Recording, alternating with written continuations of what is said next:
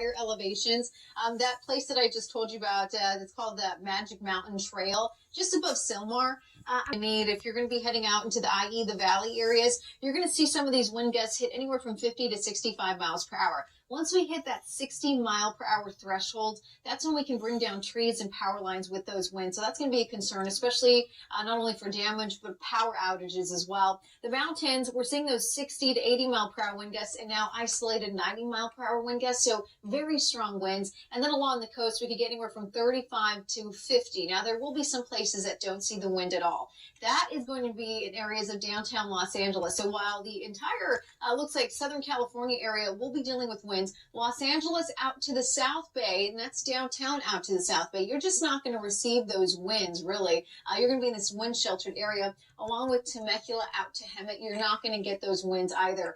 But otherwise, I'm going to put this in motion as we're heading into the later morning hours. We're seeing 50 mile per hour winds going right through San Clemente. And I mean, that's right at the coastline. So you don't often see very strong Santa Ana winds. Today you will. Santa Ana 43, 32 in Riverside, 29 in Wrightwood, 44 in Big Bear. But again, if you get in those canyons, the passes, if you get in the upper elevations, you're talking about upwards of 60 miles per hour, maybe 70 as well to 80.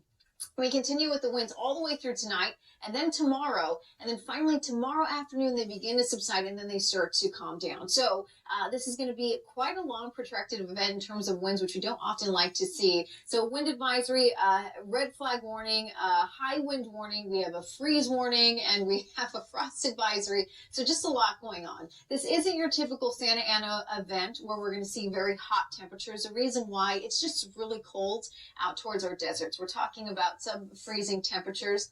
Now, we still get compression and we still get heating, but when you start at 30 degrees in the desert, you can only heat up 30 more degrees with Santa Anas. So it brings us to the 60s, or upper 60s and 70s in some areas, and that's it for us. Temperatures right now, 26 degrees out there in a Wrightwood. We're looking at 41 in Edwards Air Force Base, 39 in the Lancaster, and 58 degrees out there in Hawthorne. I wanted to point this out because it's quite incredible, only because we don't often see our dew point temperatures plummet like they have in the last 2 hours.